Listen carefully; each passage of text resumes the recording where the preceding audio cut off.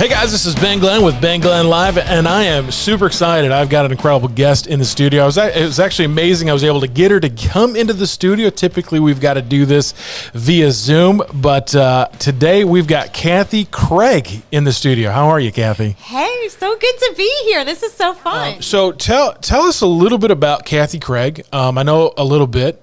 You know, you and I, we now work together at Mercy Road, but I wanted to interview you, bring you in, because you've got an incredible story to tell.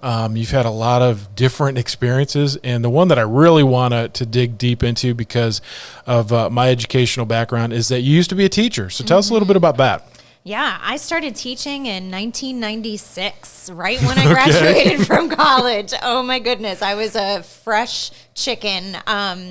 And I taught middle school and high school English, and I did that for 18 years. And to love them and to help them feel valued and to help them discover who they are, I think that they respond to that. You know, they want to know that somebody cares and that they matter. And it's really, it's not rocket science, you know, but it really does take a lot of emotional energy. Right there, what you just said that is so huge. Yep. What you do as a teacher is exhausting. Oh my goodness. And if you're doing it right, you're exhausted. Yes. Because you care. Right. Right? Yeah. That's absolutely the teachers that made the biggest impact in my life. You knew that they cared beyond what I got in the grade. Yeah. You know, I think that a lot of kids, especially these days, struggle a lot with anxiety.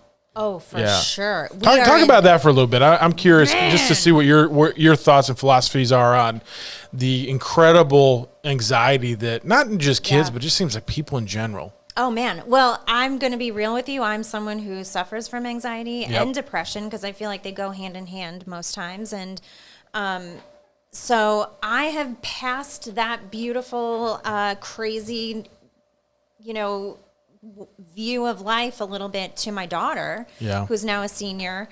And I think the overwhelming development of where I saw this was an epidemic. Like anxiety is just, this is not just a clinical thing. This is an epidemic of crazy proportions. It really was when kids started believing that they weren't good enough for anything anymore.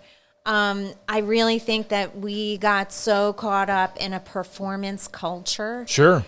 You know, and I know as educators, we want kids to be educated. Of course, you know, yes, we want to educate them. But at the same time, I think we got so caught up in the cycle of test scores and achievement that we forgot about people. Yeah.